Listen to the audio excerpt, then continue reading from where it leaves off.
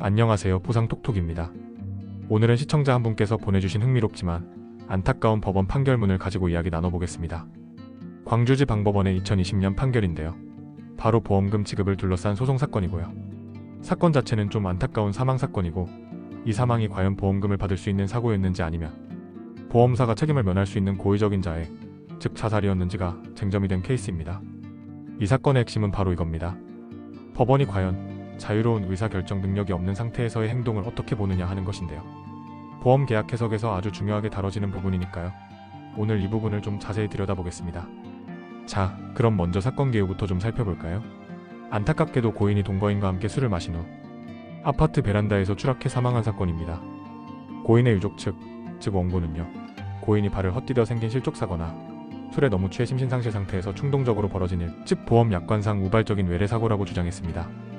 반면에 보험사 측은요, 사망 원인이 사고라는 점이 증명되지 않았고 오히려 보험금을 줄 수 없는 사유, 즉 고의에 의한 사망, 자살이라고 맞섰죠. 보험 계약에서는 보통 고의로 자신을 해치면 보험금을 안 주잖아요. 그게 일반적인 면책 조항입니다. 여기서 바로 입증 책임 문제가 나옵니다. 누가 무엇을 증명해야 하느냐. 복잡해 보이지만 원칙은 비교적 명확합니다. 보험금을 받으려는 유족 측은 사망이 우발적인 사고라는 점을 증명해야 하고요. 보험사는 이게 고의적인 자해, 즉 자살이라는 것을 증명해야만 보험금 지급 책임을 면할 수 있습니다. 그런데 법원은 보험사가 자살임을 증명하는 기준을 상당히 엄격하게 봅니다. 예를 들어 유서처럼 아주 명확한 증거가 있거나 아니면 사고일 가능성은 전혀 없다고 볼 수 있을 정도의 아주 명백한 정황, 증거가 필요하다는 거죠. 그냥 자살일 수도 있지 않나?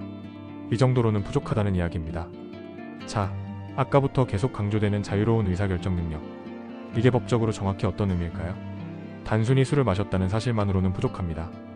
법원은 그 술 때문에 정상적인 판단이나 의사결정을 전혀 할 수 없는 상태였는지를 아주 중요하게 봅니다. 즉, 자기가 스스로 목숨을 끊는다는 어떤 의식이나 뚜렷한 목적 없이 정신질환이든 극심한 만취 상태든 거의 통제 불능 상태에서 사망에 이르렀다면 겉으로 보기엔 스스로 해친 것처럼 보여도 법적으로는 고의적인 자해로 보지 않을 수 있다는 겁니다.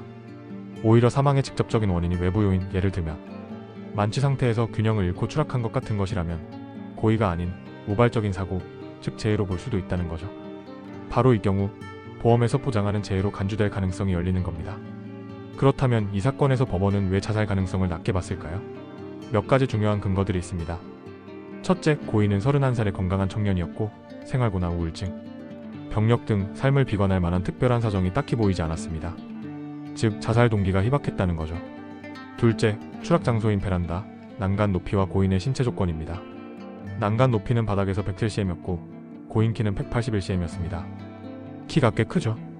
여기에 혈중 알코올 농도가 무려 0.2%가 넘는 극심한 만취 상태였습니다.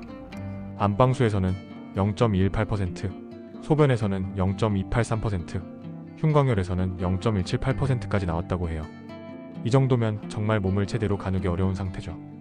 이런 신체 조건과 만취 상태를 고려할 때 몸을 제대로 가누지 못하다가 실수로 떨어졌을 가능성, 즉 실족 가능성을 배제할 수 없다고 본 겁니다. 그런데 사망 직전에 동거인에게 나는 거 보여줄까라고 말했다는 점은요? 보험사 입장에서는 이걸 자살 암시로 해석할 수도 있지 않았을까요? 물론 그렇게 볼 여지도 충분히 있습니다. 보험사도 당연히 그 부분을 주장했고요. 하지만 법원은 이 발언 역시 고인의 평소 술버릇이나 당시의 극심한 만취 상태와 함께 종합적으로 판단했습니다. 동거인의 진술에 따르면 고인은 평소 술에 아주 심하게 취하면 좀 위험한 운전을 하거나 뭐랄까 좀 정신 나간 사람처럼 웃거나 하는 비정상적인 행동들을 보였다고 합니다. 이런 배경이 있었던 거죠. 그래서 나는 거 보여줄까라는 말도 당시 극도의 만취 상태에서 나온 이성적인 판단력이 완전히 흐려진 상태에서의 비정상적이고 충동적인 언행의 일부일 수 있다고 본 것입니다. 자살의 뚜렷한 의도를 가지고 한 말이 아닐 수 있다는 거죠. 그리고 결정적으로 이 사건 보험 약관 자체에 아주 중요한 내용이 있었습니다.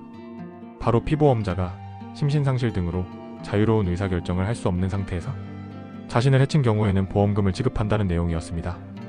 약관에 이런 예외 조항이 명시되어 있었던 겁니다. 이 약관 조항이 아주 중요한 판단 근거가 되었습니다. 법원은 설령 실족이 아니더라도 당시 극심한 만취 상태를 볼 때 고인이 자유로운 의사결정을 할 수 없는 상태에서 충동적으로 뛰어내렸을 가능성이 높고, 따라서 이는 약관에서 정한 우발적인 외래의 사고에 해당한다고 본 것입니다. 결론적으로 법원은 보험사가 고인의 사망이 명백한 고의적 자해, 즉 자살이라는 것을 충분히 입증하지 못했다고 판단했습니다. 그래서 1심 판결을 그대로 유지하며 피고인 보험회사에게 원고인 유족에게 보험금 6천만 원과 그동안의 지연, 손해금을 지급하라고 판결했고 보험사의 항소는 기각되어 최종적으로 확정되었습니다. 자, 오늘 이 판결을 통해 우리는 중요한 시사점을 얻을 수 있습니다. 바로 법원이 보험 사건에서 특히 사망 사건과 관련하여 고의적인 행위와 우발적인 사고를 구분할 때 단순히 행위의 결과만이 아니라 그 행위를 할 당시의 자유로운 의사결정 능력, 즉 정신 상태와 판단, 능력을 얼마나 중요하게 고려하는가 하는 점입니다. 단순히 겉으로 드러난 행위의 결과만 보는 게 아니라 그 내면의 상태를 깊이 들여다본다는 것이죠. 이는 단순히 보험금 문제를 넘어서 우리 일상 속 다양한 상황에서 어느 정도의 상태까지를 의사결정 능력이 없는 상태로 볼 것인가, 그리고 그걸 어떻게 객관적으로 증명할 수 있을까 하는 어려운 질문들을 던져줍니다. 이 경계는 과연 어디쯤일까요? 오늘 사례에 대해 여러분은 어떻게 생각하시는지 댓글로 남겨주시면 감사하겠습니다. 다음에 또 다른 흥미로운 판례 분석으로 돌아오겠습니다.